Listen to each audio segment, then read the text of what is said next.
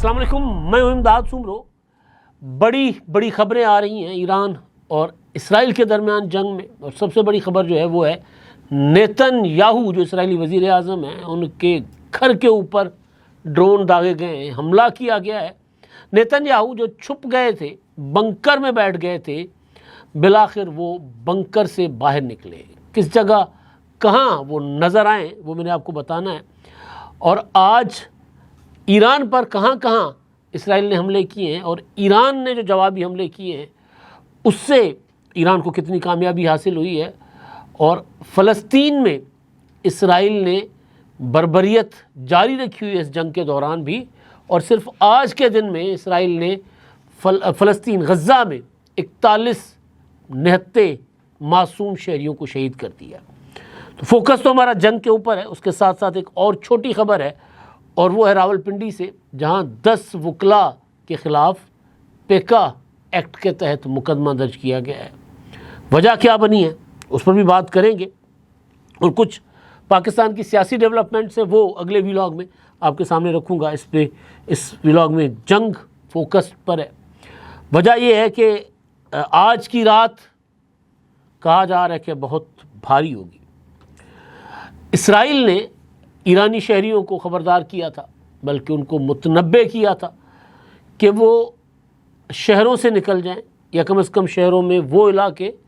जो फ़ौजी अड्डों के छावनियों के करीब हैं या दिफाई तनसीबात के करीब हैं, वहाँ से वो दूर निकल जाएं, क्योंकि अब वो फ़िज़ाई हमले करेंगे और ताबड़तोड़ हमले करेंगे। तो इसराइल ने ऐसा ही किया, फ़िज़ाई हमले किए हैं, बमबारी की है, और उसके अलावा मिसाइल हमले किए हैं ईरान के मुख्तलिफ़ शहरों पर, एयरपोर्ट्स पर, ईरान के जो अपना दिफाई तनसीबात हैं उन पर। लेकिन एक चीज़ जो बड़ी सामने आई है वो ये है कि इस्लाम शहर है एक तेहरान के करीब, वहाँ पर ईरान ने मूसाद की यानी इसराइल की ड्रोन फैक्ट्री पकड़ी है। यानी वहाँ हम उधर बैठे हुए इसराइल इतना पेनिट्रेट कर गया था ईरान के अंदर कि वो जासूस पर जासूस पकड़े जा रहे और फिर ड्रोन फैक्ट्रियाँ पकड़ी जा रही हैं। जब पहला हमला इसराइल ने जुम्मे के रोज़ किया था तो उसमें आपने देखा होगा कि पिन पॉइंट करके जो फ़ौजी क़यादत थी, फ़ौजी कमान थी ईरान की, पासदारान इनकलाब की, और फिर साइंसदान, उनको शहीद किया गया था। तो उसके बाद ईरान ने उनका जो इंटेलिजेंस नेटवर्क था उसको पकड़ने की कोशिश की और कई गिरफ्तारियां भी की मूसाद के जो एजेंटों की।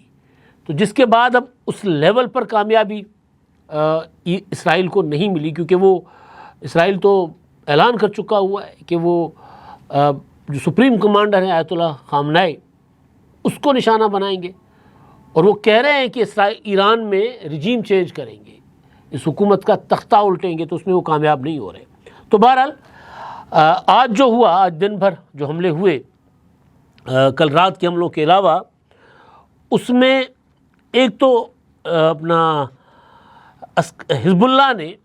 लबनान से नेतन्याहू के घर पर ड्रोन से हमला किया, लेकिन ये नहीं मालूम हो सका कि वहाँ उस वक्त मौजूद थे या नहीं थे, या उनको कोई नुकसान पहुँचा। लेकिन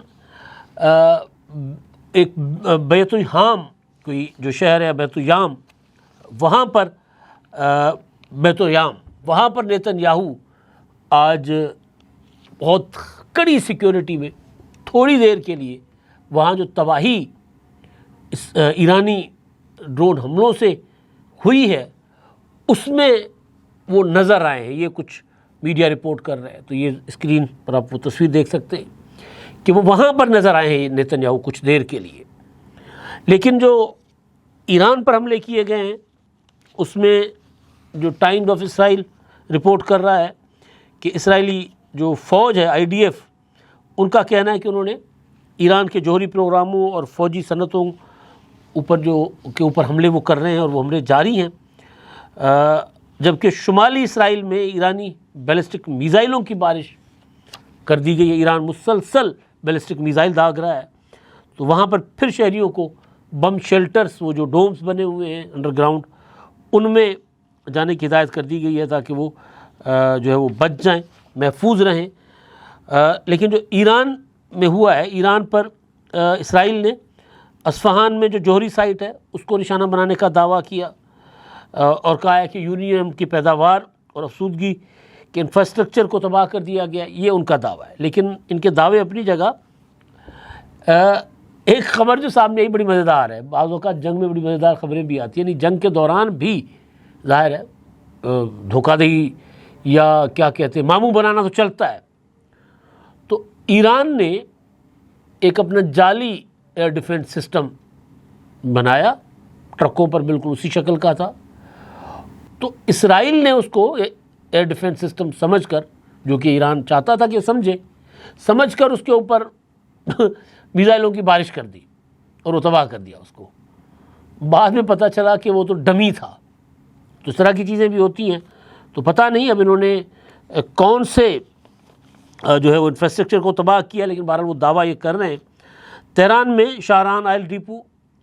فجر جو جام گیس فیلڈ اور دنیا کی سب سے بڑی گیس فیلڈ کہلائے جانے والی جنوبی فارس فیلڈ کو بھی نشانہ بنایا۔ یہ ہوا، اور اس کے علاوہ جو مشہد ایئرپورٹ پر حملہ کیا گیا ہے، اور وہاں پر کہا جا رہا ہے کہ ایران کا لڑاکا طیارہ جو ہے وہ تباہ کیا گیا، اور جو اسرائیلی حملوں سے تہران کی جو مرکزی پانی کی پائپ لائن تھی وہ پھٹ گئی، اور وہ ویژولز ہیں کہ وہ پانی جیسے دریا بہہ رہا ہوتا ہے، تہران شہر ہر طرف ملبہ ہے اور وہاں سے پانی جو ہے وہ بہہ رہا ہے۔ ایران کی وزارت انٹیلیجنس، اس کو نشانہ بنایا گیا۔ تہران میں بحریہ کے ہیڈ کوارٹر کو نشانہ بنایا گیا، وہاں دھواں اٹھتا ہوا ویژولز میں، فوٹیجز میں نظر آ رہا ہے۔ اور اس کے علاوہ ایک اور چیز کہ تہران شہر میں کار بم حملے کیے ہیں، جس طرح میں نے پہلے بتایا تھا نا کہ ڈرون حملے، وہ اندر ڈرون فیکٹریاں، یعنی وہ ڈرون انہوں نے ٹرانسپورٹ کیے تھے پہلے ایران میں، اور پھر ان کے ایجنٹ جو ہیں موساد کے، وہ اندر سے بیٹھ کر ڈرون آپریٹ کر رہے تھے۔ تو جو حملے کیے گئے تھے جمعے کو، جس میں ایرانی جو فوجی کمان اور وہ جو پاسداران انقلاب کی قیادت جو ہے ان کی جو شہادتیں ہوئی تھیں، تو اس میں بھی بتایا جا رہا تھا کہ لوکلی بھی آپریٹ کیا گیا تھا وہاں سے اندر سے بیٹھ کے۔ تو اسی طرح جو ریڈار کا سسٹم جو ہے ایران کا، اور میزائل کی پیداواری تنصیبات، یعنی ریڈار اور میزائل پیدا کرنے والی جو فیکٹریاں ہیں، ان کو بھی نشانہ بنایا گیا ہے۔ کرمان شاہ میں بمباری وہ کیے، جہازوں کے ذریعے بمباری کی گئی ہے۔ تو یہ ڈیولپمنٹ ہے وہاں کی۔ اور جو صدر ڈونلڈ ٹرمپ صاحب ہیں، وہ ایک بار پھر سامنے آ گئے، یعنی 24 گھنٹوں کے اندر دوسری بار وہ سامنے آئے ہیں ایران اور اسرائیل کے درمیان۔ اچھا، میں بار بار نا کئی بار یہ ہوا کہ میں ایران عراق بول جاتا ہوں، تو ایران عراق جنگ بڑی لمبا عرصہ رہی ہے، تو وہ کہیں نہ کہیں ذہن میں بیٹھی ہوئی ہے۔ تو جب بھی ایران کے ساتھ جنگ کی بات ہوتی ہے تو وہ ذہن میں، اور پھر ذہن ظاہر آپریٹ کرتا ہے، زبان کو کمانڈ کرتا ہے، تو وہ پھر زبان پہ ایران عراق آ جاتا ہے۔ تو ایران عراق اگر میں کہہ بھی دوں تو معذرت معاف کیجیے گا، وہ ایران اسرائیل ہی ہوگا۔ تو ایران اور اسرائیل کی جنگ کے دوران یہ جو کل اور آج تک ٹرمپ صاحب جو ہے وہ دوسری تیسری بار سامنے آئے۔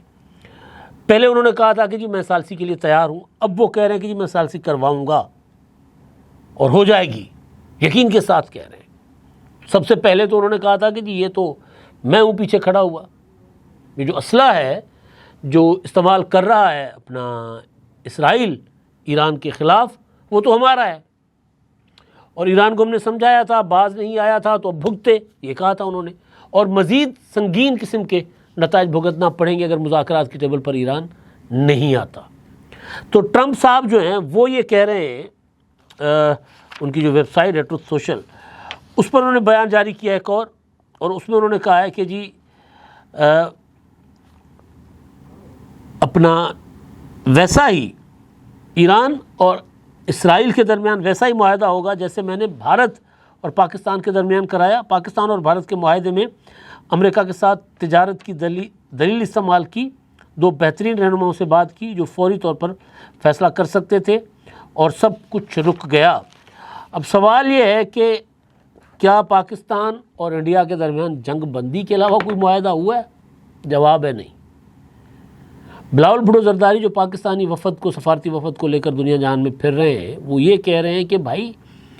اصل معاملات پہ مذاکرات کے لیے انڈیا کو کان سے پکڑو اور ٹیبل پر بٹھاؤ، ورنہ دوبارہ جنگ چھڑے گی۔ دوبارہ جنگ چھڑی تو پھر ٹرمپ کے پاس یہ بیان داغنے کا موقع نہیں ہوگا، پھر وہ مداخلت نہیں کر سکیں گے، وہ خطرناک جنگ ہوگی، بلاول بھٹو کہہ رہے ہیں۔ تو ٹرمپ صاحب کہہ رہے ہیں کہ جی وہ ایسا ہی معاہدہ، بھائی کون سا معاہدہ، صرف جنگ بند ہو گئی تھی نا، تو پھر اگر جنگ صرف بند کروانی ہے اور دوبارہ کسی وجہ سے دوبارہ ٹینشن شروع ہو جائے گی تو پھر کیا ہوگا۔ ٹرمپ نے کہا کہ بہت ساری ملاقاتیں اور فون کالز ہو رہی ہیں، ایران اور اسرائیل معاہدہ کریں گے، وہ یہ کہہ رہے ہیں، اور ایران اور اسرائیل کو معاہدہ کرنا چاہیے، دونوں ممالک کے درمیان جلد امن ہوگا، وہ یہ کہہ رہے ہیں۔ انہوں نے کہا کہ میں بہت کچھ کرتا ہوں مگر مجھے کبھی کسی چیز کا کریڈٹ نہیں ملتا، لیکن کوئی بات نہیں، عوام سب سمجھتے ہیں۔ یار یہ جو میں والی ہوتی ہے نا، مطلب بندہ امریکی صدر بن جائے اور پھر وہ کہ اجے بھی انہوں سچا پیار نہیں لبا ہے، وہ کہتے ہیں جی میں سب کچھ کر رہا ہوتا ہوں لیکن مجھے کریڈٹ نہیں دیا جاتا، جی میں رو رہے ہیں وہ کہ میں امن کرواتا ہوں، مجھے کریڈٹ نہیں دیا جاتا۔ اور انہوں نے کہا کہ جی میں نے پہلی صدارت کی مدت کے دوران سربیا، کوسوو اور مصر اور ایتھوپیا کے درمیان معاہدے کروائے تھے لیکن مجھے اس کا کریڈٹ نہیں ملا۔ اور انہوں نے اپنے آخر میں کہا کہ جی امن کریں اور مشرق وسطیٰ کو پھر سے عظیم بنائیں، وہ یہ ٹرمپ صاحب نے کہا۔ اب دیکھتے ہیں کہ ٹرمپ کی یہ بات کتنی مانی جاتی ہے اور امن ہوتا ہے نہیں، کیونکہ جو پاکستان اور انڈیا کے معاملات کچھ ڈیفرنٹ تھے، اسرائیل اور ایران کے معاملات کچھ مختلف ہیں، یہ دو ایٹمی طاقتیں ہیں، اور یہاں پر امریکہ تھوڑا سا انڈیا کے پشت پر کھڑے ہونے کی اس نے کوشش کی تھی لیکن نہیں کھڑا ہوا تھا۔ پاکستان کی دفاعی صلاحیت کہیں زیادہ بڑی ہے، انڈیا کی بھی تھی، تو دو ایٹمی طاقتوں کے درمیان جنگ کوئی دنیا افورڈ نہیں کر سکتی تھی، اتنی لمبی جنگ، وہ معاملات، وہ سچویشن اور تھی، یہ سچویشن اور ہے۔ اور اس میں ایران یہ سمجھتا ہے کہ اگر اس نے جنگ بندی کی عالمی دباؤ میں آ کر، پھر تجارت کی دلیل پاکستان میں تو چل گئی تھی نا، انڈیا میں تو چل گئی تھی، لیکن مسئلہ یہ ہے کہ ایران پر تو پابندیاں ہیں پہلے سے، تو اب یہ دھمکی تو پھر آپ نے دینی ہے نیتن یاہو کو کہ خبردار بند کرو جنگ ورنہ میں تم سے کاروباری تعلقات ختم کر دوں گا، تجارتی تعلقات، تو وہ تو بات سمجھ آتی ہے۔ ایران پر تو پہلے ہی پابندیاں ہیں، تو ایران وہ اس طریقے سے ایران کو آپ کیسے منا سکتے ہیں جس طرح آپ نے انڈیا کو یا پاکستان کے ساتھ، کیونکہ پاکستان تو جنگ چاہتا بھی نہیں تھا نا، یہاں صورتحال بہت ڈفرینٹ ہے۔ پاکستان نے تو صرف جوابی وار کیا تھا نا، اور پہلے دن کہا تھا کہ جی ہم تو جنگ نہیں چاہتے، اور پہلے دن جیسے ہی ٹرمپ نے کہا کہ جنگ بندی، انہوں نے کہا، پاکستان نے کہا جی ہاں جنگ بندی، ہم تو چاہتے ہی نہیں ہیں جنگ۔ یہاں صورتحال مختلف ہے، ایران کو پتہ ہے کہ اگر میں نے عالمی دباؤ میں آ کر جنگ بندی کی تو مجھے ملیامیٹ کر دیں گے، ایک بار میں 2 قدم پیچھے ہٹا تو انہوں نے مجھے دیوار کے ساتھ لگا دینا ہے، چن دینا ہے دیوار میں، تو لہذا ایران نہیں پیچھے ہٹے گا، ایران کی بقا کی جنگ ہے یہ، تو اسرائیل کو ناک رگڑوانی پڑے گی تب جا کر جنگ بندی ہوگی، یعنی اسرائیل کو پیچھے ہٹنا پڑے گا۔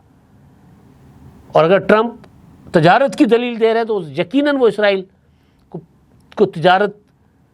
کی اس پہ دھمکی دے کر، تجارت بند کرنے یا تعلقات ختم کرنے کی دھمکی دے کر اسرائیل کو تو پیچھے کر سکتے ہیں، ایران کے لیے یہ دھمکی کام نہیں کرے گی۔